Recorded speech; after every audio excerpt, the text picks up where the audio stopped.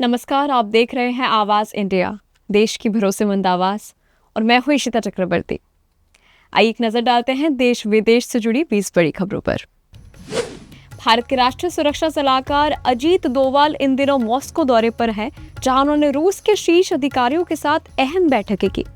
इस दौरान भारत रूस के रक्षा, ऊर्जा और सामाजिक सहयोग को और मजबूत बनाने पर चर्चा हुई। डोभाल ने आतंकवाद के खिलाफ सख्त रुख अपनाने की बात कही और वैश्विक सुरक्षा मुद्दों पर भारत का पक्ष रखा। माना जा रहा है कि ये दौरा बदलते वैश्विक हालत के बीच भारत रूस संबंधों को नई मजबूती देगा। अमेरिका के पूर्व राष्ट्रपति डोनाल्ड ट्रंप ईरान के साथ न्यूक्लियर डील को लेकर बड़ा फैसला लेने की तैयारी में है। इस मुद्दे पर व्हाइट हाउस पे अहम बैठक हुई है, जिसमें अंतिम निर्णय पर चर्चा की गई है। माना जा रहा है कि इस डील से पश्चिम एशिया की राजनीतिक स्थिति पर बड़ा असर पड़ सकता है। ट्रंप ने ईरान के परमाणु कार्यक्रम को लेकर सख्त शर्तें भी रखी हैं। पश्चिम बंगाल के मुख्यमंत्री शुवेंदु अधिकारी सरकार के मंत्रिमंडल का पहला विस्तार 1 जून को होने जा रहा है। बताया जा रहा है कि इस विस्तार में कई नए चेहरों को मंत्री पद की जिम्मेदारी मिल सकती है। बीजेपी नेतृत्व क्षेत्रीय और सामाजिक संतुलन को ध्यान में रखते हुए मंत्रियों के नाम तय कर रहा है। कैबिनेट विस्तार को लेकर राज्य की राजनीति में हलचल तेज हो गई है। कर्नाटक में सत्ता परिवर्तन के बीच डीके शिव कुमार को मुख्यमंत्री बनाने की तैयारी तेज हो गई है। सूत्रों के मुताबिक नई सरकार में 4 डिप्टी सीएम बनाए जा सकते हैं, ताकि क्षेत्रीय और सामाजिक संतुलन कायम रखा जा सके।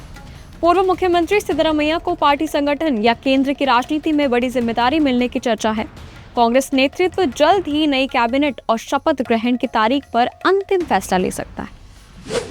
सुप्रीम कोर्ट ने देश में सभी हाई कोर्टों को अहम निर्देश देते हुए कहा है कि मामले में फैसला सुरक्षित रखने के बाद 3 महीने के भीतर सुनाया जाए। अदालत ने लंबित फैसलों पर चिंता जताते हुए कहा है कि न्याय में देरी से लोगों का भरोसा प्रभावित होता है।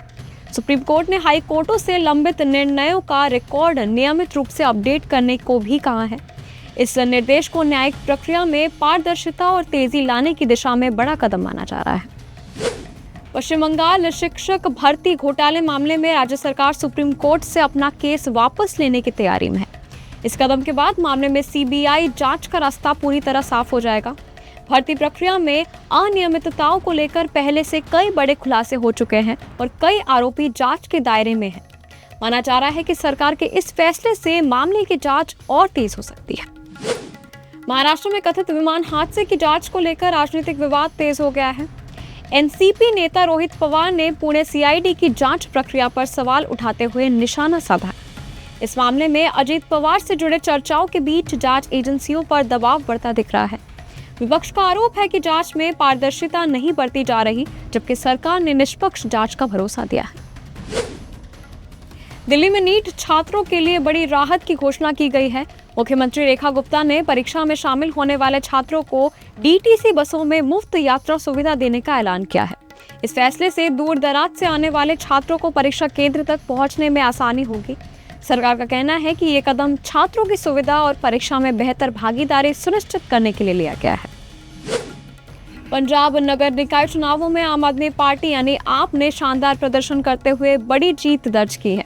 मुख्यमंत्री भगवंत मान ने इसे 2027 विधानसभा चुनाव का ट्रेलर बताते हुए जनता का आभार जताया है। विपक्षी दलों को इस परिणाम से बड़ा झटका लगा है, जबकि आप ने अपनी जन कल्याण नीतियों की जीत बताया है। चुनाव परिणामों के बाद राज्य की राजनीति में आप की स्थिति और मजबूत मानी जा रही है। अहमदाबाद इस्कॉन ब्रिज हादसे के मामले में सुप्रीम कोर्ट ने आरोपी तथ्य पटेल को जमानत दे दी है। कोर्ट ने जमानत देते हुए 1 करोड़ रुपए की शर्त भी रखी है। इस फैसले से पीड़ित परिवारों में नाराजगी देखी जा रही है, जबकि कानूनी प्रक्रिया जारी रहेगी। मामला सड़क सुरक्षा और न्यायिक प्रक्रिया को लेकर फिर से चर्चा में आ गई है। पंजाब नगर निकाय चुनाव में ट्रांसजेंडर उम्मीदवार माही महंत ने सुनाम वार्ड 20 से जीत दर्ज की है। इस ऐतिहासिक जीत के साथ उन्होंने स्थानीय राजनीति में अपनी मजबूत पहचान बनाई है। समर्थकों ने जीत के बाद उत्साह में जश्न मनाया और इसे सामाजिक समावेशता की बड़ी उपलब्धि बताया। इस परिणाम के बाद क्षेत्र में विकास और समान प्रतिनिधित्व की उम्मीदें और बढ़ गई है। हरियाणा में सफाई कर्मचारियों की हड़ताल समाप्त हो गई है, जिसके बाद कर्मचारियों और सरकार के बीच 17 मांगों पर सहमति बनी है। पंचकूला में हुए समझौते के बाद कई दिनों से जारी आंदोलन खत्म करने का ऐलान किया गया है। सरकार ने कर्मचारियों की प्रमुख मांगों को स्वीकार करते हुए समाधान का आश्वासन दिया है। इस फैसले से राज्य में सफाई व्यवस्था सामान्य होने की उम्मीद है। दक्षिण बंगाल में भारी तूफान और बारिश ने कहर बरपा दिया है, जिसमें 7 लोगों की मौत हो गई। तेज हवा और मूसलाधार बारिश से कई इलाकों में जनजीवन अस्त व्यस्त हो गया है। कई लोग घायल हुए हैं और राहत एवं बचाव कार्य जारी है। प्रशासन ने प्रभावित क्षेत्रों में अलर्ट जारी कर स्थिति पर नजर बनाए रखी है। देहरादून में हुई बारिश ने शहर की वायु गुणवत्ता में बड़ा सुधार किया है। बारिश के बाद एयर क्वालिटी इंडेक्स यानी AQI में गिरावट दर्ज की गई है और हवा पहले से काफी साफ है।